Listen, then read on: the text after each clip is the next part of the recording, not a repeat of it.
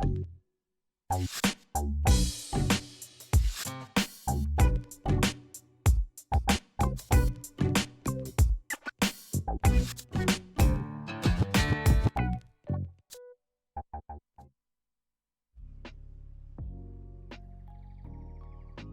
bonjour à toutes, bonjour à tous.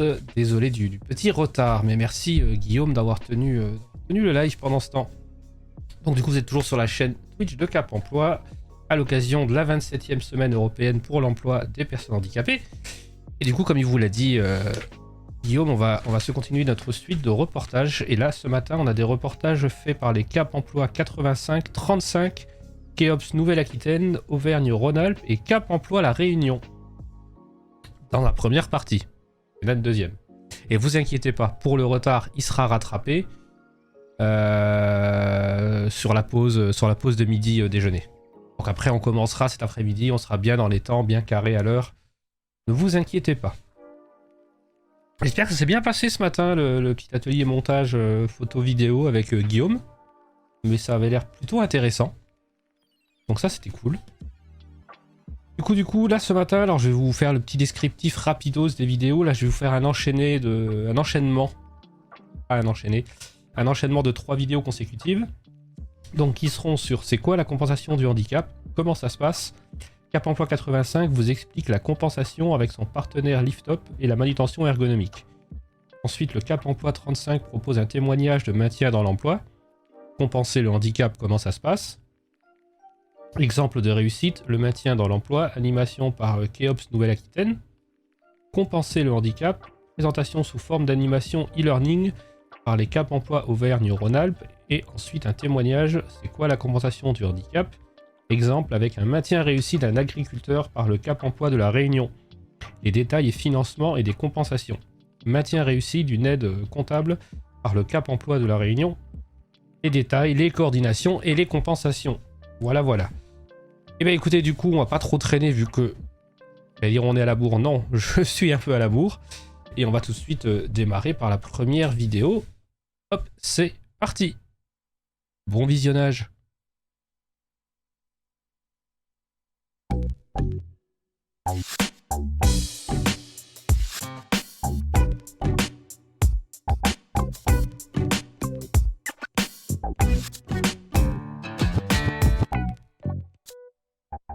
Cap Emploi intervient sur la question de la compensation à différents moments du parcours, sur plusieurs axes, on va dire. Donc l'axe plutôt lié aux personnes qui sont sans emploi, qui sont en démarche de recherche d'emploi ou de réflexion sur un projet professionnel. Ça peut notamment être de l'adaptation pour des besoins d'entrée en formation.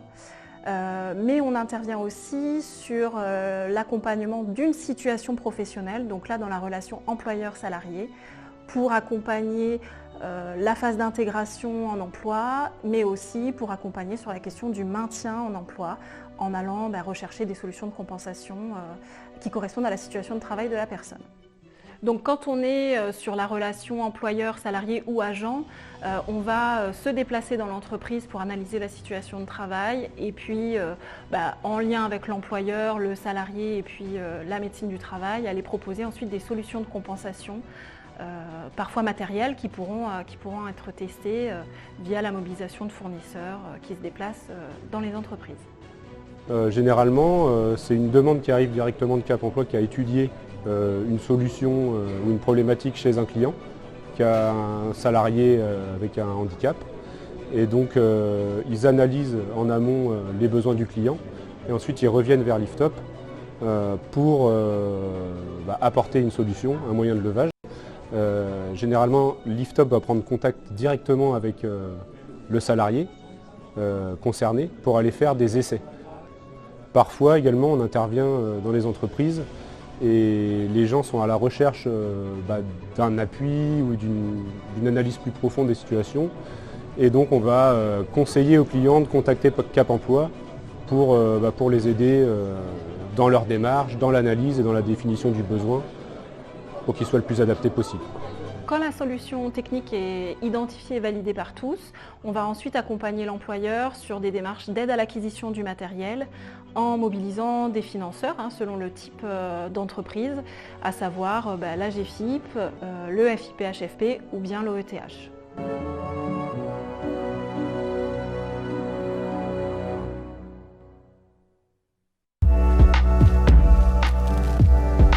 Je me manage une équipe de commerciaux et de préparateurs de commandes.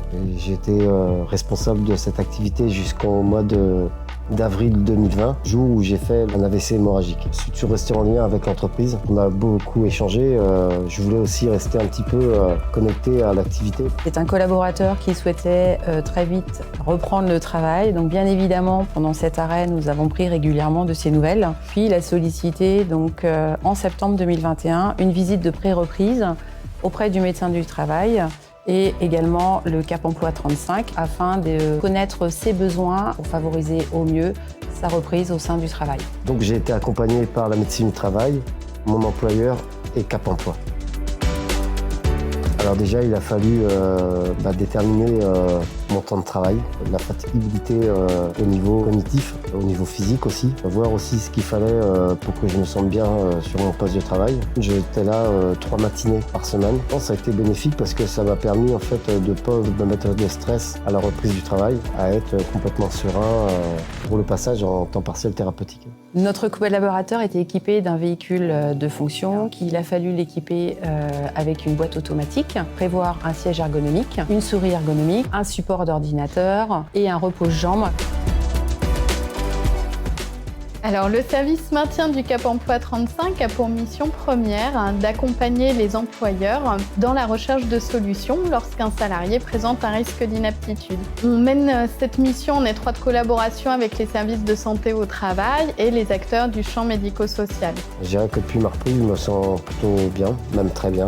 En fait, je pense que si Cap Emploi n'avait pas été là, je n'aurais déjà pas tout ce matériel qui est mis à ma disposition. Cap Emploi 35 nous a vraiment aidés dans nos démarches, puisque nous, en tant que responsables RH, toutes ces demandes d'aide au préalable, etc., on ne connaît pas. C'était vraiment une très belle aventure humaine et c'était vraiment constructif.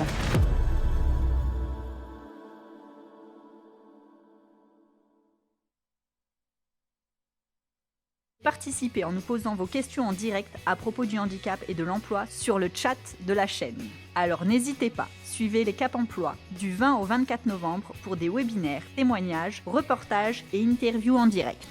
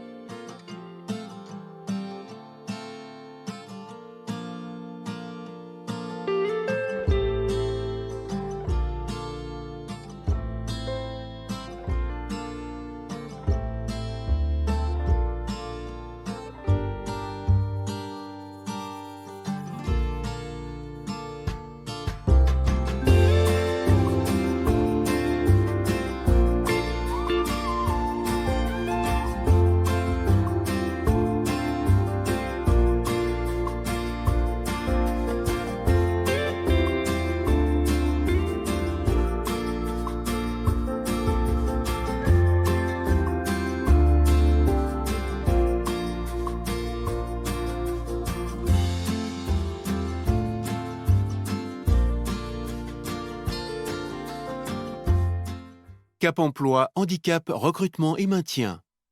Avec la participation de la région Auvergne-Rhône-Alpes, le Comité national coordination action handicap, l'AG2R La Mondiale et Malakoff Humanis. Module e-learning, compenser le handicap. Au travail, je n'arrive plus à effectuer toutes mes tâches quotidiennes. Comment puis-je faire ? J'ai des soucis physiques et de mémoire. Comment je vais pouvoir réaliser ma formation dans les meilleures conditions ? J'ai un salarié qui montre de plus en plus de difficultés dans le collectif de travail. J'ai déjà adapté un poste, mais c'est toujours compliqué.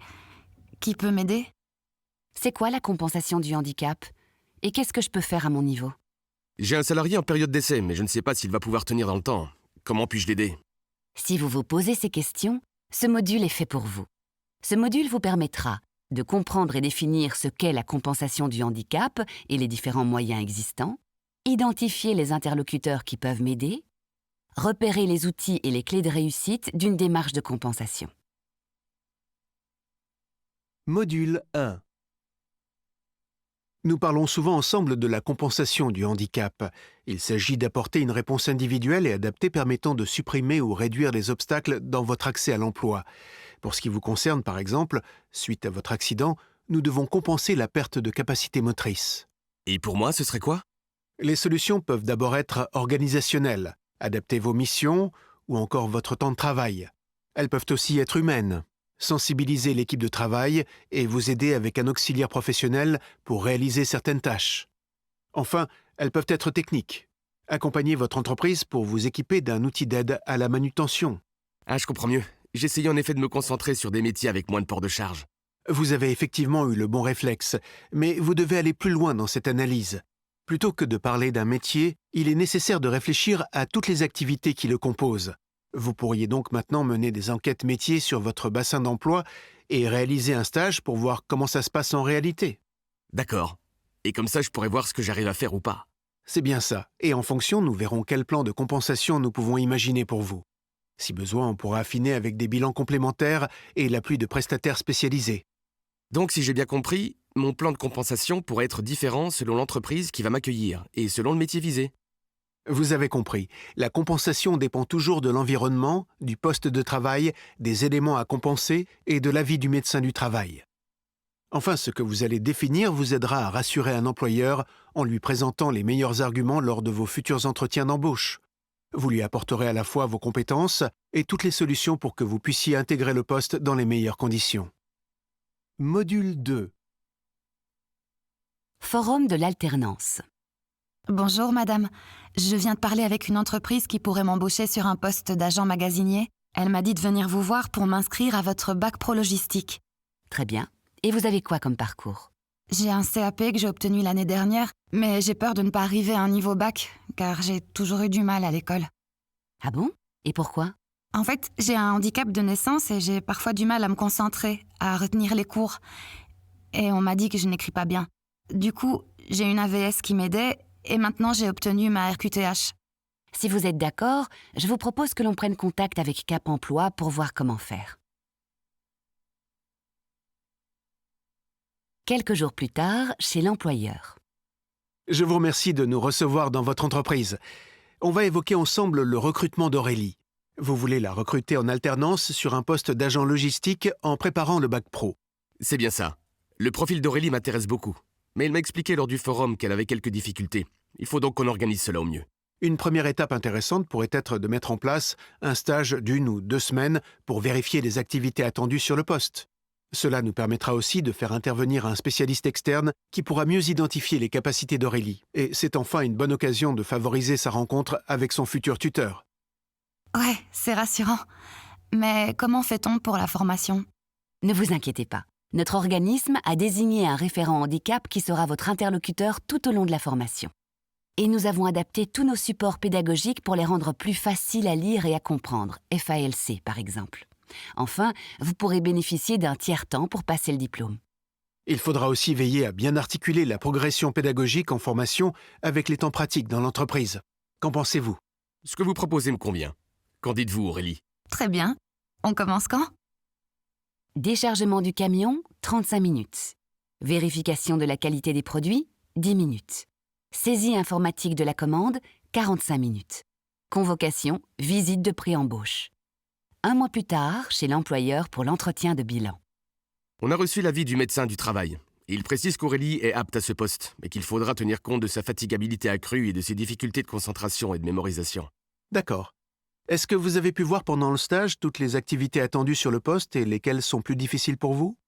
On a fait le tour complet avec mon tuteur. Dans l'ensemble, ça s'est bien passé, mais j'ai encore beaucoup de choses à apprendre. Par contre, on a vu que je faisais pas mal d'erreurs dans la saisie informatique et que j'ai du mal à retrouver rapidement toutes les références. Ça, c'est justement ce que semble indiquer le médecin du travail. Mais on a déjà commencé à trouver des solutions pour t'aider à repérer les produits. C'est très bien. Dans la plupart des cas, l'aménagement du poste repose avant tout sur du bon sens. Mais on peut aussi aller plus loin, et j'ai apporté pour vous ces quelques fiches techniques. Les solutions de compensation organisationnelle, humaine et technique que je vous présente ici ne sont pas exhaustives et sont à imaginer au cas par cas. Pour Aurélie, on va privilégier pendant la formation plutôt une compensation organisationnelle, comme le précisait l'organisme de formation. Sur son poste, vous avez déjà adapté la signalétique. On sait aussi qu'il lui faudra des pauses plus fréquentes et du coup, ça nécessitera sans doute de sensibiliser l'équipe. Pour éviter les erreurs de saisie informatique, on organisera la relecture par une personne ressource le temps nécessaire. Enfin, nous ferons le point régulièrement sur la situation tout au long du contrat pour ajuster les solutions de compensation si besoin. Module 3.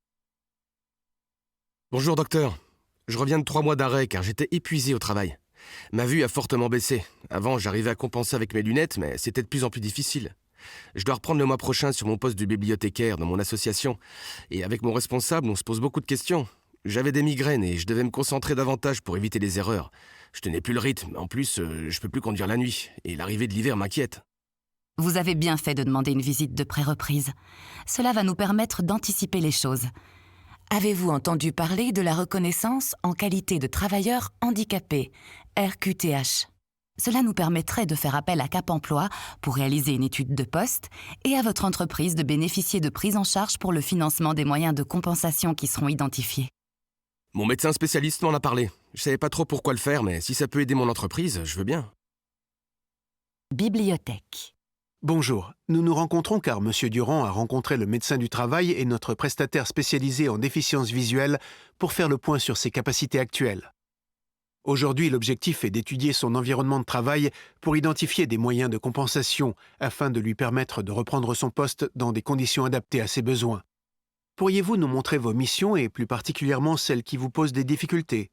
Alors je fais principalement de l'accueil physique et téléphonique pour lesquels je n'ai pas de soucis, de la saisie informatique et de la lecture de certains ouvrages où j'aurais besoin que les caractères soient plus gros, du rangement en rayon des livres et des supports multimédia. Les étiquettes sont souvent trop petites et je vais moins vite qu'avant. Des déplacements dans les locaux pour des animations ou pour l'orientation des adhérents. J'ai peur de tomber et j'ai du mal à m'orienter. L'étiquetage et la réfection des livres abîmés. Je ne me rends pas toujours compte de l'état des livres et le travail de précision est plus compliqué. Voici le bilan concernant les moyens de compensation envisagés pour savoir si cela vous convient à tous. Compensation organisationnelle, privilégier les horaires de journée pour éviter la conduite de nuit, mise en place de bacs différents entre livres en bon état et livres abîmés lors de la restitution des documents, compensation technique bureautique, clavier gros caractère, logiciel de synthèse vocale ou grossissant, téléagrandisseur pour aider à la lecture, éclairage adapté et la formation associée à leur utilisation. Étiquetage et rangement, loupe électronique, étiquettes plus grosses et de couleur pour être mieux repérées, déplacement, signalétique des portes et des allées avec couleur, rangement de l'espace et vigilance sur la largeur des axes de circulation. Compensation humaine, auxiliaire professionnel pour aider au rangement dans les rayons et à la réparation des ouvrages. Cela me rassure beaucoup. D'ailleurs, j'ai pu tester un peu de matériel. Celui-ci m'aide beaucoup. Je valide donc ces recommandations. Pour information, nous avions évoqué la mise en place de capteurs pour les portes et les lumières, mais nous devons prendre en compte la notion d'aménagement raisonnable, tant pour des raisons de fonctionnalité que de coût. La plupart de ces aménagements sont réalisables, mais qui va nous aider pour le financement? Nous avons recueilli l'ensemble des devis. Tant sur le volet technique qu'humain, vous dépendez du secteur privé, donc c'est l'AGFIP qui interviendra financièrement. La prise en charge sera fixée sur la stricte compensation du handicap. C'est-à-dire? Par exemple, les nouveaux éclairages vont apporter un confort visuel pour l'ensemble des collaborateurs et utilisateurs de la bibliothèque. Ils ne seront donc pris en charge que partiellement, contrairement aux téléagrandisseurs dont M. Durand aura seul l'usage. Puisque nous sommes tous d'accord, nous allons vous aider pour déposer la demande de prise en charge auprès de l'AGFIP et vous accompagner dans la mise en place des différentes solutions. Dès lors que nous aurons l'avis favorable, vous pourrez passer commande auprès des différents fournisseurs et M. Durand pourra reprendre son activité. Merci pour votre accompagnement à tous. Nous referons le point dans quelques temps. Quelques mois plus tard. Bonjour, Monsieur Durand. Comment se passe votre travail depuis la mise en place du plan de compensation? Je suis vraiment ravi. Je suis moins fatigué. L'auxiliaire me soutient beaucoup et le matériel est vraiment adapté. Pour autant, je m'interroge sur la possibilité de travailler dans une grande médiathèque municipale où l'équipe est plus importante. Il y aurait plus d'activités administratives et ce serait plus proche de chez moi. Est-ce que je pourrais partir avec mon matériel bureautique ? Merci pour ce retour positif concernant vos conditions de travail aménagées. Concernant votre question d'évolution professionnelle, le matériel appartient à votre entreprise actuelle et est spécifique à votre activité. Il est tout à fait possible d'envisager une nouvelle étude pour définir les solutions de compensation adaptées à ce nouveau poste. Les employeurs publics peuvent également bénéficier d'aides financières, mais cette fois-ci par le FIPFP. D'accord. Par contre, les médecins m'ont dit que ma vie pourrait évoluer. J'ai peur que les aménagements ne soient plus suffisants. Et il faudra alors revoir le médecin du travail qui pourra nous solliciter à nouveau. Vous venez de suivre le module Compenser le handicap. Vous savez donc désormais qu'il est nécessaire avant tout de identifier ses capacités, un projet adapté, les interlocuteurs, faire reconnaître son handicap, étudier son environnement de travail actuel ou futur. Cap Emploi, Handicap, Recrutement et Maintien. Avec la participation de la région Auvergne-Rhône-Alpes, le Comité national coordination Action Handicap, l'AG2R La Mondiale et Malakoff Humanis.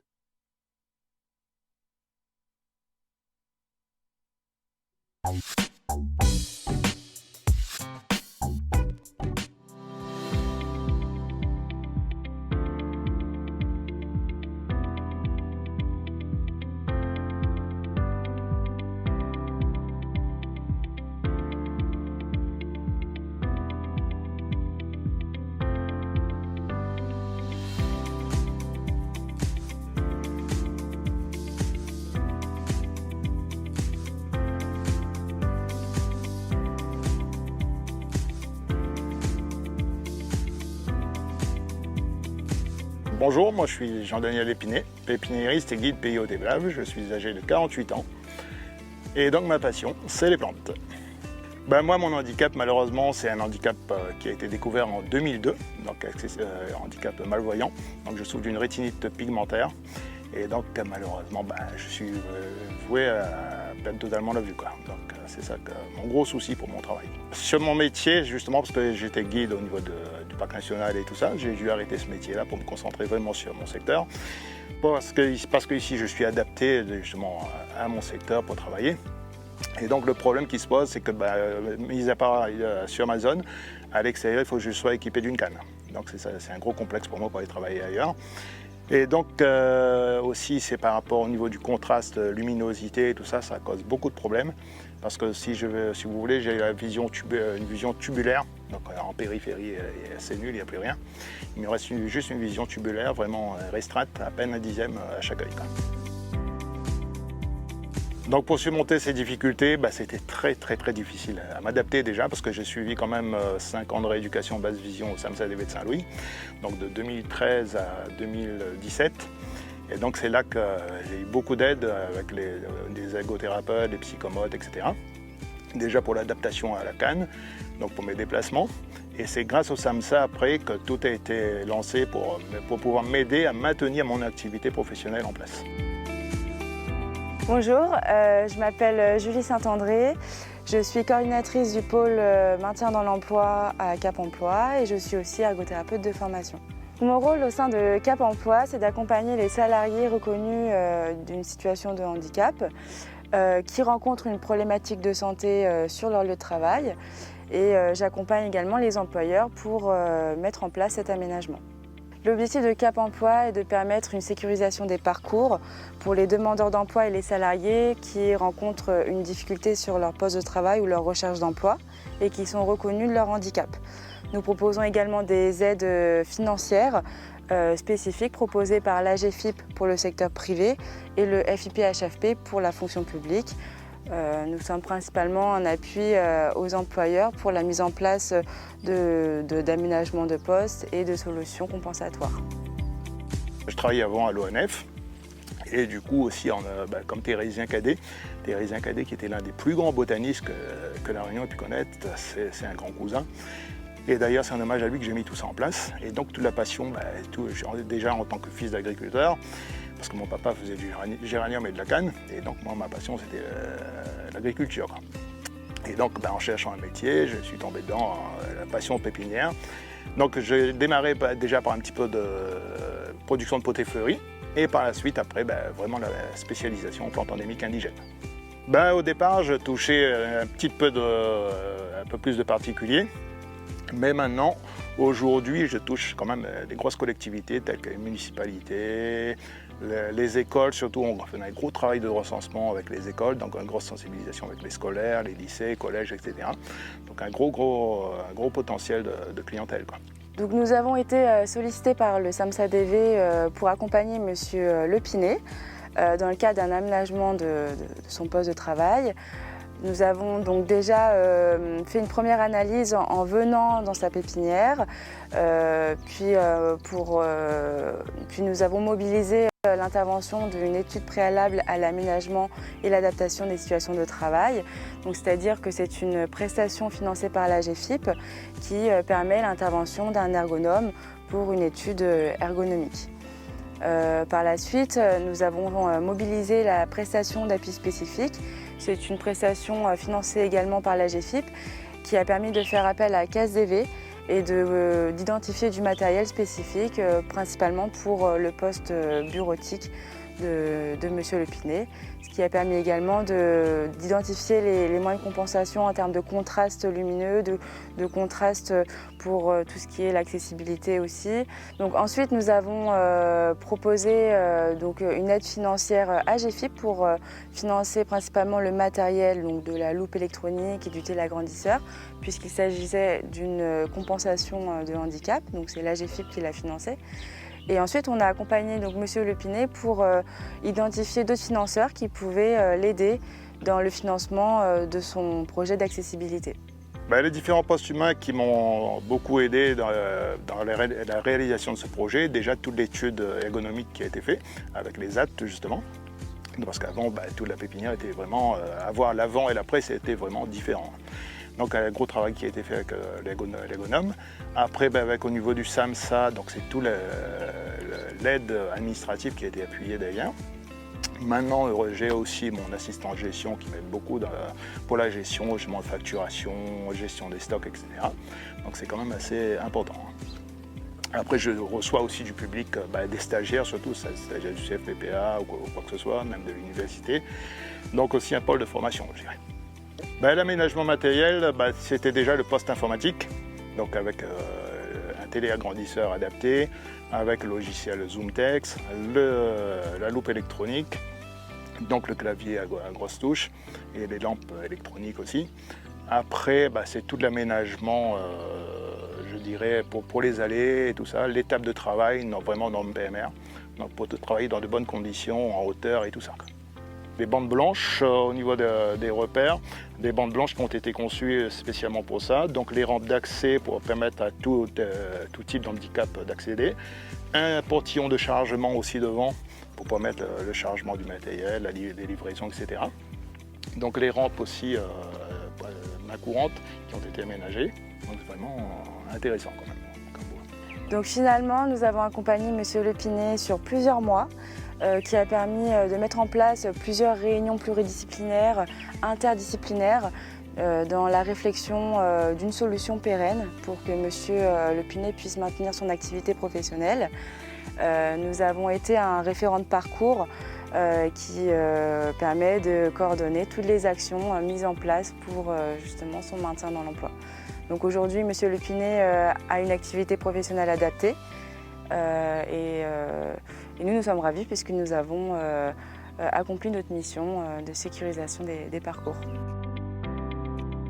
Cap Emploi, ils m'ont beaucoup apporté au départ, surtout sur les postes informatiques parce que financièrement ça a été quand même assez complexe quand même. Ils m'ont beaucoup aidé là-dessus. Et après, au niveau des aménagements, suite à l'étude ergonomique qui a été faite, c'était quand même assez complexe au niveau financier. Et donc là, c'est là que la GFIP est entrée en jeu. Mais sur l'aménagement, accessibilité, ils ne pouvaient pas financer entièrement. Donc c'est là qu'on a dû trouver d'autres sources de solutions de financement. Donc c'est là que j'ai pu avoir le projet leader FRDR qui ont pris tout en charge pour l'aménagement, vraiment accessibilité. Mes projets pour l'évolution de la pépinière, c'est déjà peut-être un futur embauche. Donc l'un de mes stagiaires qui est vraiment motivé, donc vraiment intéressé à bosser Donc j'ai peut-être la future embauche en vue. Donc là j'ai déjà mon assistante de gestion qui gère tous mes stocks, les facturations, etc.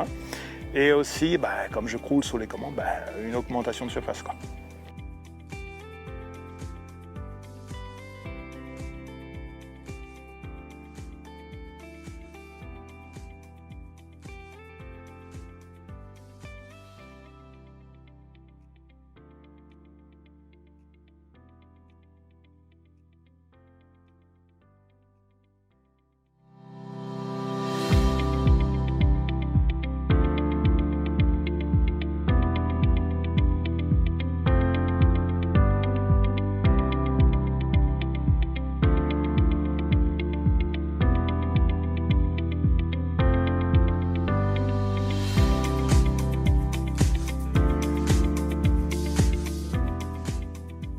Je suis Julie Saint-André, coordinatrice du pôle maintien dans l'emploi et je suis ergothérapeute de formation. Cap Emploi est un service public de l'emploi qui accompagne les demandeurs d'emploi et les salariés reconnus d'une situation d'un handicap.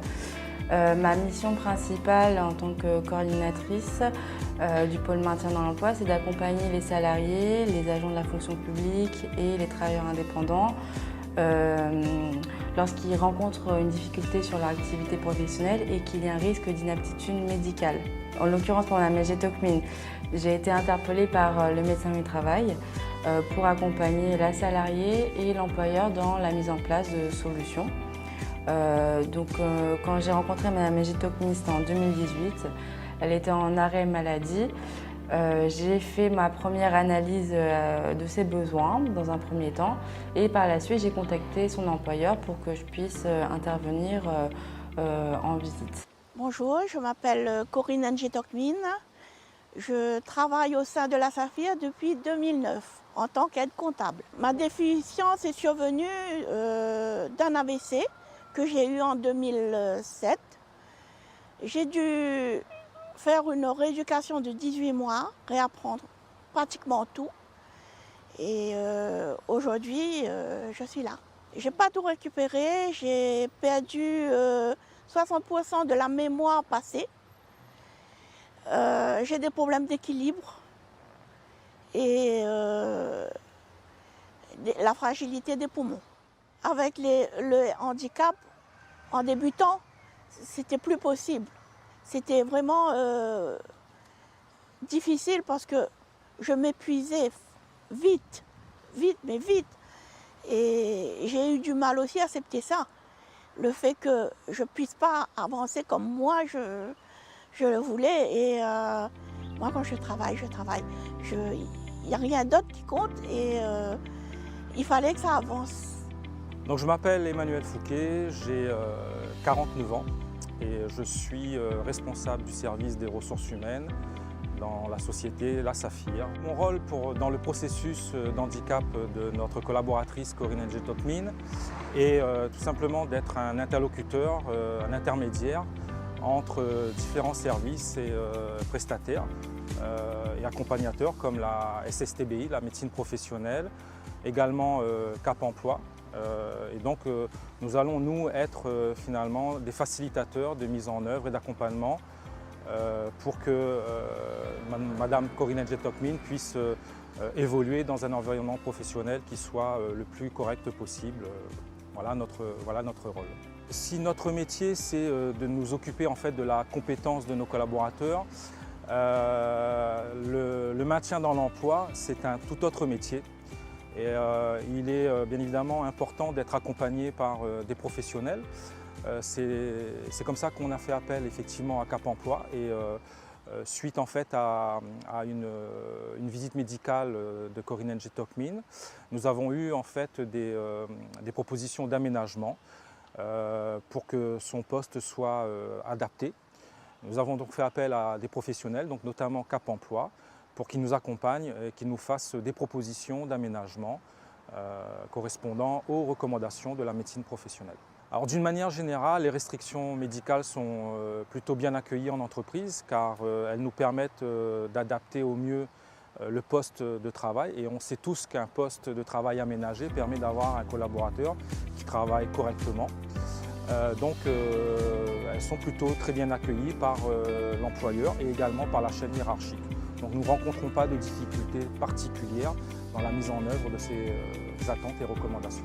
Pour le moment, j'ai un puits de lumière et j'ai une lampe aussi sur mon bureau qui me permet de la rapprocher pour avoir un peu plus de luminosité parce que je travaille beaucoup sur des documents vraiment fins et sans cette lumière, c'est difficile. Dire qu'il faut retourner comme avant, je ne pourrais pas. J'exerce mon métier, je dirais, mieux qu'avant parce que j'ai un bureau qui, avec les lumières, c'est plus confortable. Ça me permet de travailler très vite et de donner un travail de meilleure qualité. Mon handicap visuel s'est intensifié par rapport au poste que j'occupe. C'est-à-dire je suis tout le temps devant l'ordinateur et au bout d'un moment, je ressortais de là avec des mal de tête carabinés, des nausées, j'arrivais plus à suivre. Et c'est quand M. Fouquet a fait intervenir Cap Emploi et qu'on a commencé à mettre les choses en place, là, ça a changé ma vie. Son handicap visuel nécessitait l'intervention d'une prestation d'appui spécifique. Donc c'est une équipe experte composée d'une orthoptiste, d'un ergothérapeute, d'un technicien en informatique qui ont proposé des interventions spécifiques sur la situation de travail et également des aménagements spécifiques. La mise en œuvre de la solution a été facilitée par plusieurs facteurs. Donc, dans un premier temps, les réunions pluridisciplinaires qui ont eu lieu avec le médecin du travail, le salarié, l'employeur et Cap Emploi. Aussi par un signalement précoce du médecin du travail qui nous a signalé très tôt le besoin d'aménagement, donc ce qui nous a permis de mettre en place sur un temps relativement court tous ces aménagements et ces prestations. Et également par une sensibilisation du handicap qu'avait déjà l'employeur dès le départ lorsqu'on l'a contacté. Aujourd'hui, donc, on réalise également le suivi de l'accompagnement. Donc, il s'avère que Madame Njetokmin est satisfaite des aménagements qu'elle a eus, mais elle a aussi un autre besoin aujourd'hui. Et du coup, je réinterviens pour proposer une nouvelle analyse de sa situation de travail. C'est très important de garder son collaborateur ou sa collaboratrice en entreprise puisque Corinne a été recrutée donc en 2009. Elle acquiert en fait au sein de l'entreprise au travers des formations une certaine expérience et un savoir-faire. Et ce savoir-faire, en tout cas, il est nécessaire à l'entreprise et tant qu'on peut le garder, tant qu'on peut le sauvegarder, c'est autant de points forts pour notre entreprise. Nous avons effectivement mis en place un certain nombre d'aménagements de son poste. Je constate moi aujourd'hui que ces aménagements répondent au-delà des recommandations de la médecine professionnelle à un confort professionnel également et j'ai pu constater des sourires en tout cas sur les lèvres de Corinne lorsque les aménagements ont eu lieu. Je l'ai senti en tout cas être sur un poste plus confortable, plus en phase avec son handicap et la productivité s'en est également fait sentir. Donc à titre personnel, je trouve que c'est un accompagnement et un aménagement réussi. J'aimerais rajouter que notre entreprise est bien évidemment très attentive au public et aux personnes qui ont un handicap.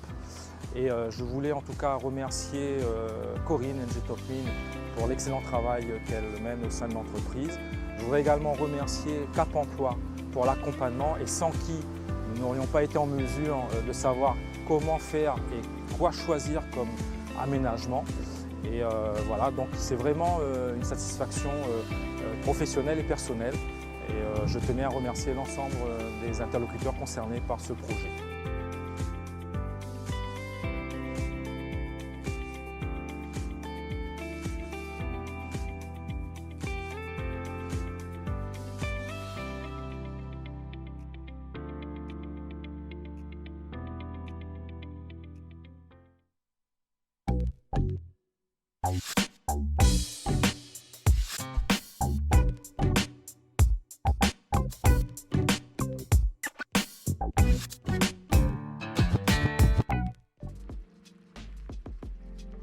Voilà, on est de retour.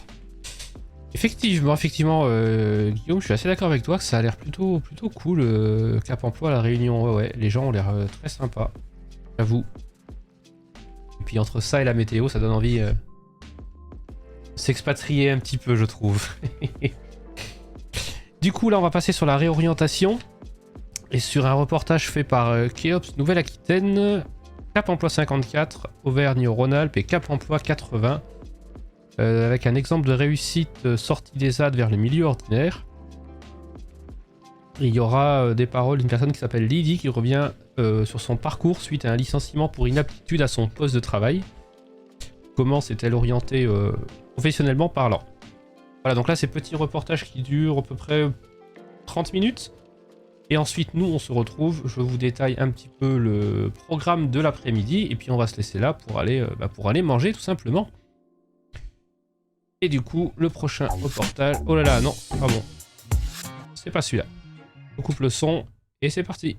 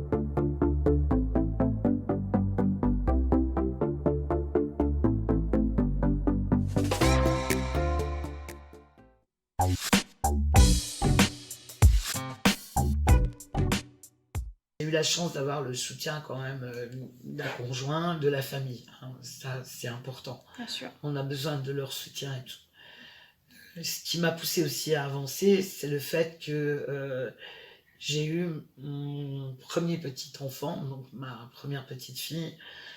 J'avais 42 ans. Et je voulais pas qu'elle ait une mamie effondrée sur un canapé qui ne bouge plus, qui...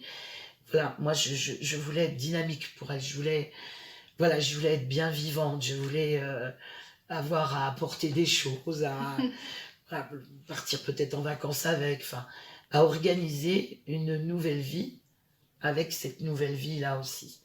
Tout était nouveau, tout était... et en fait, ça m'a fait un bien fou. Le passé est devenu vraiment le passé. C'était certes nouveau, mais tout est constructif, quoi. Tout est et on avance. Que j'ai eu vraiment mes titres professionnels, mon BTS d'administratif et tout ça. Là, j'ai pu faire le deuil de mon ancien métier. Parce que cette fois, je savais qu'il y en avait un nouveau qui arrivait. C'était la première marche d'escalier, en fait. Donc, première marche d'escalier, ça y est, je suis dessus. Après, il faut continuer à monter, c'est-à-dire trouver un emploi. Le but, après, ultime, c'est ça. La formation, c'est fait. Tout est dans la poche, je suis capable de... je peux me projeter. Trouver... Alors, ça peut prendre du temps, hein, on ne va pas se construire en une journée. Mais il faut vraiment cibler ce qui va nous nous plaire déjà, dans lequel on va se sentir bien, parce qu'un emploi où on se sent bien, c'est quand même plus agréable d'aller travailler tous les matins que de faire quelque chose où on va le faire parce qu'il y a la paye qui tombe à la fin du mois. Où ça n'ira pas moralement et ça n'ira pas physiquement. Parce que c'est ça aussi, c'est pas se mettre en danger par rapport à son handicap par exemple. On réveille des douleurs quand on n'est pas bien. Quand on a passé une période comme ça, on trouve plus facilement des solutions. On est plus calme aussi parce qu'on a géré quand même quelque chose de très très lourd. Bien sûr. Hein, où on pensait qu'il n'y avait pas d'avenir, tout était fini. Et c'est vrai qu'après, ça devient que des petits problèmes, des petites choses, voilà, à part les gros malheurs de la vie qui pourront encore arriver, mais voilà, il n'y a pas de souci majeur autre que ce qu'on a traversé peut-être avant et qui ne reviendra pas. En fait, tout saute. Tous comment dire, les murets, les portes, t'as l'impression de tout enfoncer, tout défoncer, tout... Et puis ça roule, ça marche. Donc tu reprends de l'assurance sur toi aussi. Et puis tu te revalorises parce que l'image que tu as eue de toi pendant un moment, elle est moche. Hein. Donc tu te revalorises, Ah ben oui, moi j'ai eu mon titre pro là, BTS, super quoi. Moi qui avais quitté l'école à 16 ans, voyons, j'ai réussi. Et de chance puisque j'ai eu un CDI, en plus sur une structure particulière, puisque Cap Emploi, comme je le disais, à Lunéville était ouvert depuis peu dans des locaux et il n'y avait pas d'administratif. Donc en plus, j'ai eu la confiance de la direction, créer ce poste d'administratif à Lunéville. Donc il y avait tout à faire. Je suis partie en tremblant, en disant, mon Dieu, qu'est-ce que j'ai fait là? J'ai eu une formation qu'en 3 jours de temps, donc ça voulait dire beaucoup de débrouille. On m'a mis sur un logiciel 2010 alors que j'avais été formée sur du 2002. Donc, panique à bord. Merci Internet et les tutos.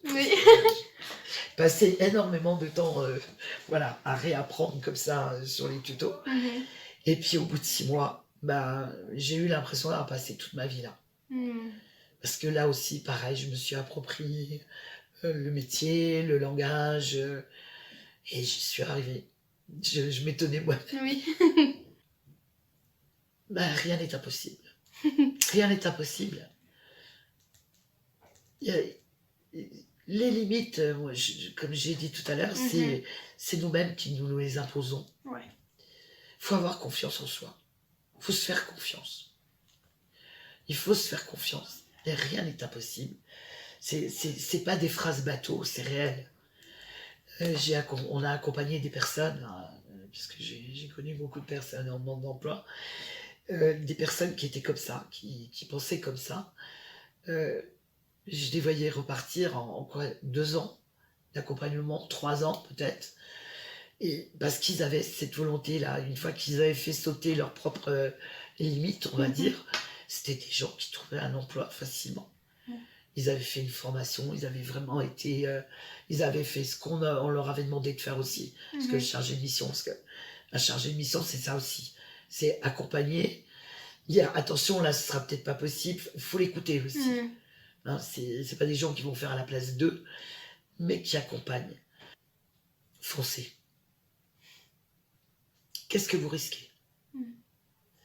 Un échec potentiel, peut-être, mais au moins, vous saurez ce que vous pouvez faire ou pas faire. Vous avez posé déjà des jalons. Et il ne faut pas rester à attendre que quelqu'un vienne vous donner tout de suite les solutions à tout. Il faut les chercher aussi par soi-même. Donc il faut oser, il faut avancer. Même si on a peur, même si on pense qu'on n'a plus l'âge pour, qu'on est trop vieux ou que la maladie elle est trop lourde, ou il y a toujours des possibilités. C'est vraiment en nous-mêmes qu'il faut trouver les solutions. Il faut se donner une direction, on la suit, on la prend. On prend cette direction, on la suit. Et surtout, on ne reporte rien. On avance, même si on a un doute, même si... C'est pas grave s'il y a un échec, c'est pas grave si quelque chose ne se passe pas bien une journée, ou c'est pas grave non plus de s'être trompé une fois. ça peut se corriger, voilà. Bien sûr. Il y a jamais rien de grave dans ce qu'on entreprend. Rien. Il n'y a pas de difficulté majeure. C'est à chaque fois, au contraire, ah bah tiens, on va corriger, on va faire autrement, on va... Ah bah non, finalement, ça ne me convient pas. Je préférerais comme ça.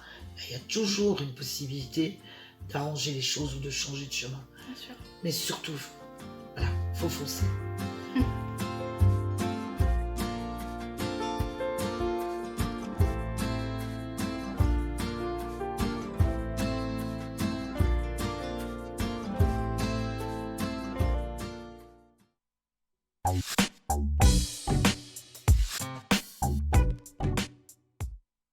Cap Emploi, Handicap, Recrutement et Maintien.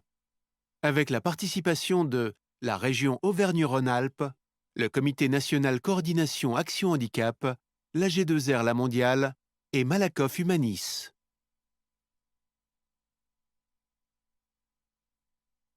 Je ne peux plus exercer le métier que je faisais jusqu'ici. Qu'est-ce que je vais devenir? Comment rechercher les métiers qui sont compatibles avec mon état de santé? Je suis trop vieux pour me former. Y a-t-il un emploi adapté à mon handicap? Est-ce que mon handicap va me permettre d'accéder à une formation? J'ai besoin de faire un point sur mes capacités et mes compétences. Je suis obligée de travailler à temps partiel. Comment vais-je faire? Je ne sais plus où j'en suis. Qui peut m'aider? Se réorienter en tenant compte de son handicap. Ce module me permettra de faire le point sur ma situation et mon parcours professionnel. Identifier mes capacités et mes compétences. Prendre en compte mon état de santé. Explorer des pistes professionnelles. Connaître le marché du travail local. Mobiliser les outils d'évaluation et définition de projets. Confirmer mon ou mes choix de métier. Valider l'adéquation entre le métier et mon état de santé. Mettre en œuvre mon plan d'action. Module 1. Bonjour, je vous contacte car je suis en arrêt depuis 1 an et demi et je ne pense pas être capable de reprendre mon travail. Je risque d'être licenciée. D'accord. Dites-moi en plus, quel est votre poste et où travaillez-vous? Je suis aide-soignante à l'hôpital et je suis en dépression. J'ai fait un burn-out en début d'année dernière et je ne veux pas y retourner. Je me sens perdue. Est-ce que vous avez entendu parler du Conseil en évolution professionnelle? Nous pouvons vous aider à faire le point sur votre situation et réfléchir à de nouvelles pistes d'emploi en prenant en compte votre état de santé. Très bien, mais comment ça va se passer? Est-ce que ça va être long?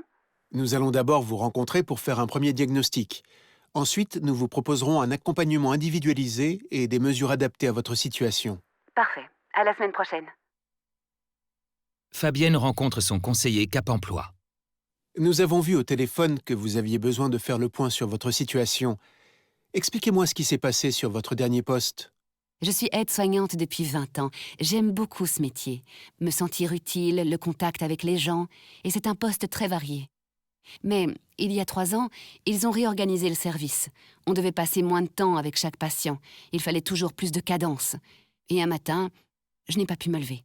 Et à ce moment-là, qu'est-ce qui s'est passé? Je suis allée voir mon médecin qui m'a arrêtée. Et depuis, je ne suis pas retournée au travail. Et quelle a été la prise en charge médicale depuis? Là, ça va un peu mieux, mais j'ai eu un traitement pendant longtemps. Et je vois encore régulièrement mon psychiatre. Je vais à l'hôpital de jour 1 fois par semaine. Et j'ai déposé ma demande de RQTH il y a 3 mois. Si vous souhaitez réfléchir à votre projet professionnel, alors nous pouvons regarder votre CV pour détailler votre parcours professionnel. Je vois que vous avez plusieurs autres expériences professionnelles avant celle d'aide-soignante. Oui, mais ça date. Bien sûr, mais elles vous ont forcément apporté des compétences que nous allons pouvoir utiliser pour la suite de vos recherches. Il faudra d'ailleurs que ces compétences soient davantage mises en valeur sur votre CV en fonction de vos futurs choix professionnels. J'ai noté que vous aimiez le contact avec les gens et que vous vouliez vous sentir utile. Est-ce qu'il y a autre chose que vous appréciez au travail? J'aime travailler en équipe, tout en ayant des responsabilités et en étant autonome sur mon poste. On vient d'aborder le champ professionnel, mais peut-on parler aussi de ce que vous faites dans vos loisirs? C'est un excellent moyen de mettre en avant d'autres compétences. Oui, je faisais beaucoup de choses avant. J'organisais des sorties moto et des voyages. Mais là, je ne peux plus. Pourquoi? Parce que je me sens vite fatiguée. J'ai du mal à me concentrer. Et j'ai l'impression de ne plus être bonne à rien. Partons de votre quotidien. Je vous propose de lister tout ce que vous parvenez encore à faire. Ce que j'aime faire. Contact avec les gens, organiser des sorties et des voyages, conduire un véhicule, moto, etc. Ce que je me sens capable de faire. Aider et accompagner des gens, conduire, travailler à mi-temps, rester concentré sur un livre ou l'ordinateur pendant 1 heure maximum, cuisiner en suivant une recette, accompagner mon fils sur ses activités sportives. Ce que les autres pensent de moi. Bon relationnel, autonome et polyvalente. Vous voyez qu'il y a encore tout un tas de choses que vous savez et pouvez encore faire. Vous devrez continuer ce travail et le compléter au fil du temps. En plus de vos réflexions personnelles, il existe beaucoup d'outils pour compléter vos travaux en collectif ou en individuel. Bilan de compétences, questionnaire d'intérêt professionnel, fiche métier, test de personnalité et d'aptitude, logiciel d'aide à l'orientation, inventaire et portefeuille de compétences, prestations projet handicap. Adressez-vous à votre conseiller pour plus de précision. Il existe enfin des bilans médicaux complémentaires que l'on peut mobiliser pour mieux cerner vos besoins. À ce titre, avez-vous passé récemment des examens médicaux, par exemple en lien avec vos problèmes de concentration? Ces bilans viendront étayer les travaux et réflexions pour nos prochaines rencontres. Module 2. Quelques semaines plus tard. Bonjour, comment allez-vous depuis notre dernière rencontre? Ça va, j'ai commencé à compléter le tableau que vous m'avez donné la dernière fois, mais j'ai du mal. C'est dur de savoir ce que je peux encore faire. Eh bien, vous avez quand même déjà bien travaillé. Et rassurez-vous, nous allons continuer à le compléter ensemble. Je vois par exemple que vous avez apporté quelques précisions sur le temps de travail recherché. Cela signifie-t-il que vous en avez parlé avec votre médecin? Oui, on a constaté que c'était plus dur pour moi le matin à cause de mon traitement. Ce serait donc mieux si je pouvais travailler l'après-midi. Par contre, ça me fera du bien de retourner travailler. Mais je ne m'imagine pas revenir dans mon hôpital. D'accord. J'entends donc que le maintien sur votre poste ne sera pas réalisable. Il faut que l'on réfléchisse ensemble à votre nouveau cadre de travail indispensable. Je vois dans votre tableau que votre poste d'aide-soignante vous plaît toujours. Peut-être pourrait-on travailler autour de ce premier projet. Mais pour sécuriser les choses, définissons ensemble les éléments essentiels à une reprise sereine. Je ne peux travailler que les après-midi. J'aimerais pouvoir rester chez moi le week-end parce que ça me fait du bien de passer du temps avec mon fils. Et au cours de mes missions, je dois pouvoir passer plus de temps avec chaque patient. Est-ce que vous pensez que ces conditions sont compatibles avec le métier? Je n'en suis pas sûre. Vous pourriez rencontrer des aides-soignantes dans d'autres établissements pour vous rendre compte de leurs conditions de travail dans le cadre d'une enquête métier. Je peux vous aider à préparer les questions. Fabienne réalise des enquêtes métiers dans différents établissements auprès des aides-soignants. Le conseiller Cap Emploi reçoit un mail de Fabienne.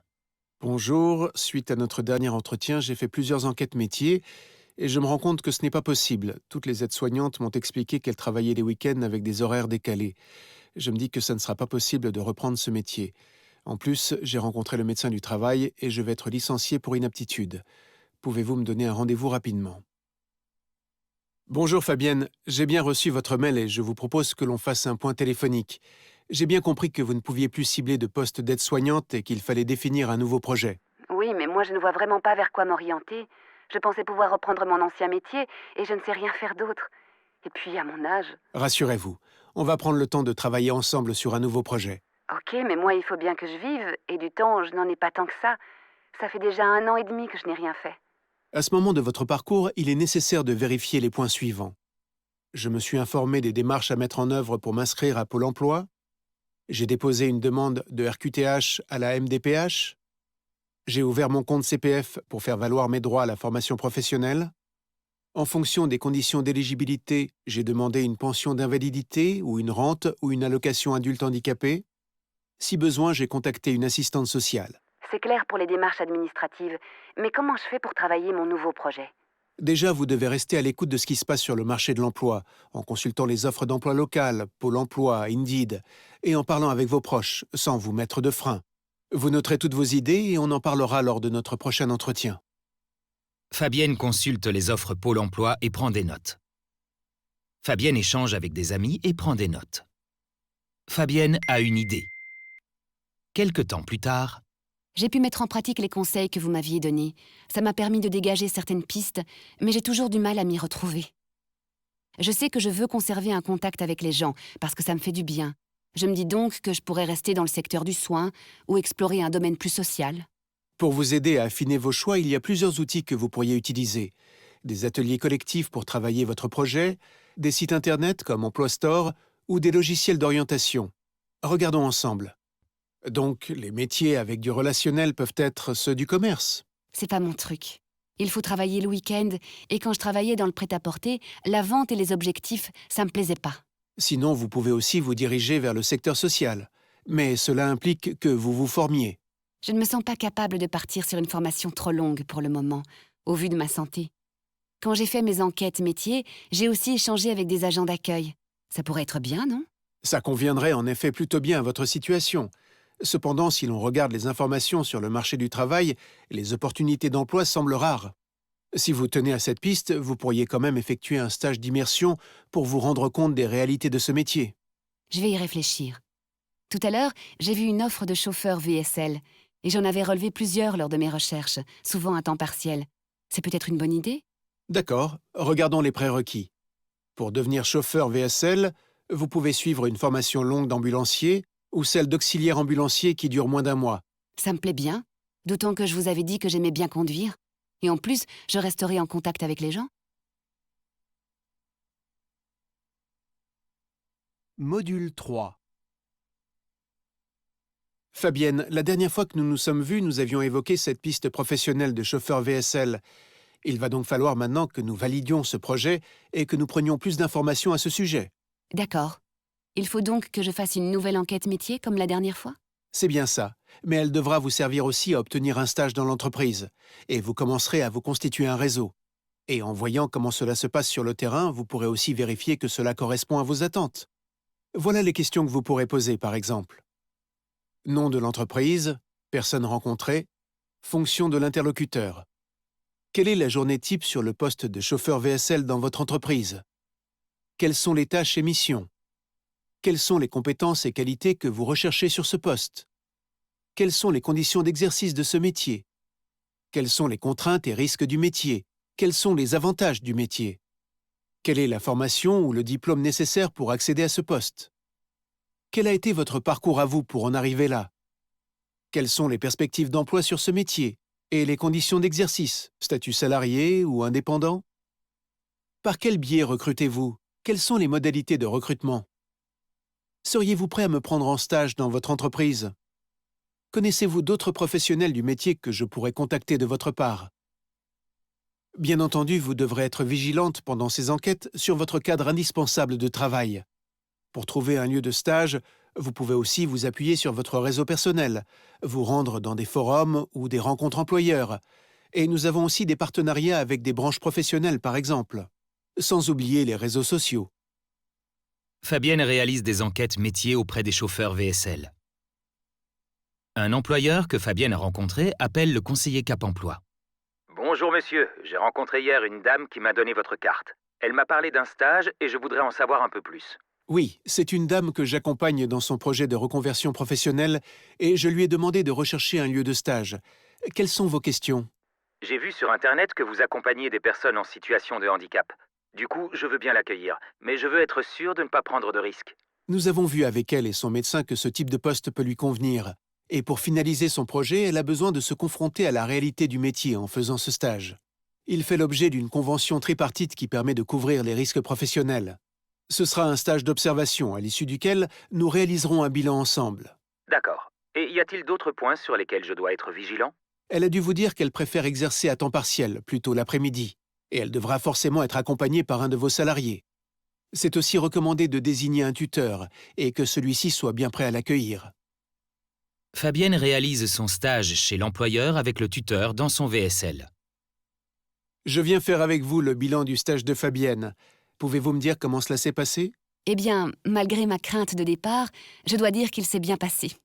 Mon tuteur était très sympathique et m'a bien décrit son poste, et j'ai pu observer comment se passe le métier au quotidien. Et pour ce qui est des conditions d'exercice du métier, est-ce que tout correspondait bien à vos attentes? Oui, on a adapté mes horaires pour que je puisse travailler tous les après-midi. Attention à ce sujet. Je vous ai bien précisé que cette adaptation horaire a été mise en place pour vous dans le cadre précis du stage, mais aujourd'hui, c'est une organisation qui n'existe pas dans l'entreprise pour nos salariés. Et chez mes confrères, de ce que j'en sais, c'est la même chose.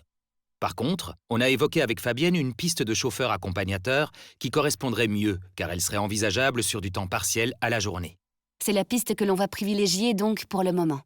Vous savez s'il y a besoin d'une formation spécifique pour l'exercer ? Quand on regarde les offres, on voit qu'elle n'est pas indispensable. Néanmoins, par rapport à votre profil, il existe des modules de formation qui pourront valoriser votre candidature et la rendre plus attractive. D'ailleurs, d'ici notre prochaine rencontre, il faudra que vous mettiez à jour votre CV pour l'adapter à ce nouveau projet professionnel et valoriser les compétences que vous voulez transférer. Quelque temps plus tard. Alors Fabienne, avez-vous avancé depuis le bilan de stage ? Oui, j'ai consulté les offres d'emploi et analysé les possibilités de formation sur le territoire. J'en ai d'ailleurs trouvé une qui dure 15 jours et qui me paraît intéressante. Elle est à temps plein, mais je pense pouvoir tenir sur cette durée. Checklist des points à valider en cas de projet de formation. 1. S'assurer que vous avez les prérequis d'accès à la formation. 2. Vérifier avec votre conseiller l'adéquation entre la formation et votre état de santé. 3. Vérifier les possibilités de financement avec votre conseiller. 4.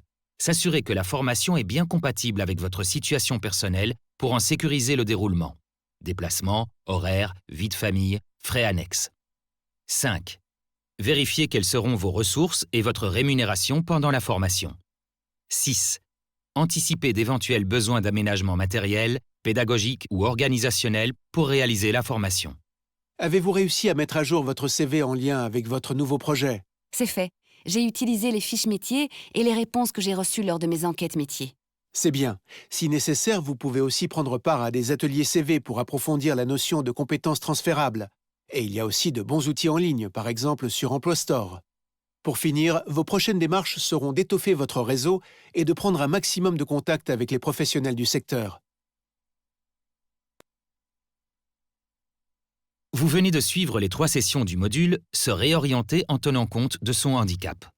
Vous savez donc désormais qu'il est nécessaire avant tout de bien vérifier que votre ancien métier n'est plus envisageable, même dans un autre contexte. Réaliser un diagnostic complet de votre situation et de votre environnement. Consacrer du temps et de l'investissement à la définition de votre nouveau projet. Toujours prendre en compte et définir votre cadre de travail indispensable. Identifier plusieurs pistes au cas où le projet principal ne soit pas réalisable. Rencontrer un maximum de professionnels pour élargir les possibilités. Vérifier la faisabilité du projet sur le terrain. Cap Emploi, Handicap, Recrutement et Maintien. Avec la participation de la région Auvergne-Rhône-Alpes, le Comité national coordination Action Handicap, l'AG2R La Mondiale et Malakoff Humanis.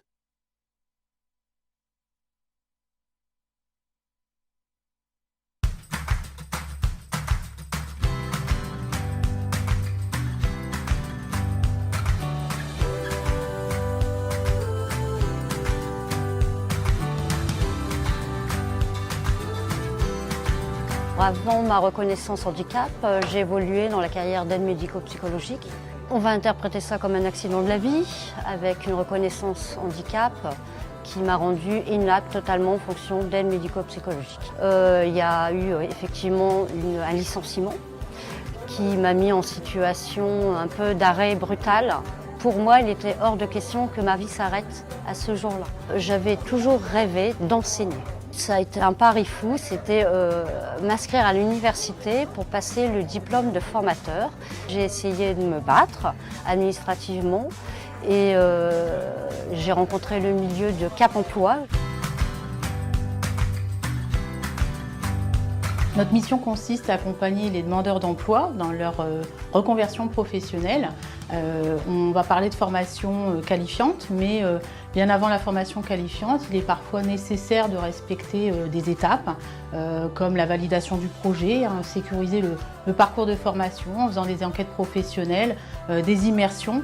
Le tout, c'est de bien se renseigner sur le métier qu'on veut faire, tout en prenant en compte les contraintes de santé des bénéficiaires. Au niveau de Cap Emploi, j'ai eu la chance de rencontrer Mme Bailly. Donc son rôle, c'est pas de me laisser partir dans n'importe quoi, mais en même temps avec un respect de mon projet. Et c'est ce qui m'a été pour moi une colonne vertébrale. J'ai dit ce que je voulais faire, elle a vu mon entêtement, elle m'a dit « Ok, je vous suis ». Une fois que le parcours est validé, on va regarder aussi qui propose la formation. Donc on travaille en étroite collaboration avec le conseil régional, donc on va regarder un petit peu quelles sont les formations disponibles. Et puis si on ne trouve pas réponse dans le conseil régional, on va interroger aussi le Pôle emploi et la GFIP pour pouvoir trouver des financements pour justement aider la personne à réaliser son projet. Que le projet soit réaliste et réalisable aussi. Et dès que j'avais un conseil, dès que j'avais un souci administratif par rapport à la mise en place de la formation, elle a toujours été là. Et j'ai passé une année à l'université Picardie-Amiens, ce qui a fait que j'ai eu mon diplôme avec mention. Alors aujourd'hui, je suis devenue conseillère en assurance, c'était absolument pas prévu. Et mon avenir, j'espère encore évoluer. Le monde de l'enseignement, oui, je pense. Ici, je peux évoluer en tant que formatrice, comme je peux évoluer dans d'autres domaines. Je reste libre. Et ça, c'est ce qui m'intéresse le plus.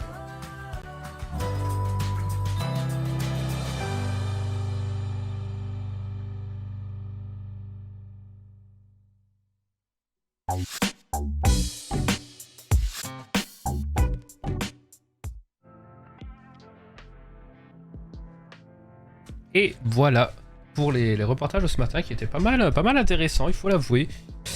Du coup, nous on se retrouve cet après-midi à partir de 14h. Et comptez sur moi pour être à l'heure pour le coup. Où là, il y a pas mal de vidéos sur le maintien, la reconversion, l'immersion, plusieurs témoignages de bénéficiaires de Cap Emploi et du fonctionnement du rapprochement de Cap Emploi et de Pôle Emploi. Voilà. Que dire ouais, si. Cet après-midi, apparemment, à Montigny-les-Metz, il y a une après-midi porte ouverte chez Ressources Handicap Formation dès 14h au CFA BTP Moselle. Donc, si vous êtes dans la région et que ça peut vous intéresser, n'hésitez surtout pas à y aller. Voilà, du coup, écoutez, moi je vais vous souhaiter un bon appétit. Alors, ne quittez pas la chaîne tout de suite, on va aller chez nos amis de chez Talentéo. J'envoie la commande de raid. Donc vous connaissez maintenant le raid, c'est que toutes les personnes qui sont ici sur la chaîne, on va tous aller sur la chaîne de Talentéo. Hop, voilà, c'est parti, c'est balancé. Je vous souhaite une bonne appétit. Merci beaucoup d'avoir été avec nous, de nous avoir suivis, que ce soit avec Guillaume ou que ce soit avec moi ce matin. Et nous on se retrouve pour tous ces reportages intéressants dès 14h précises. Voilà, merci beaucoup, à tout à l'heure.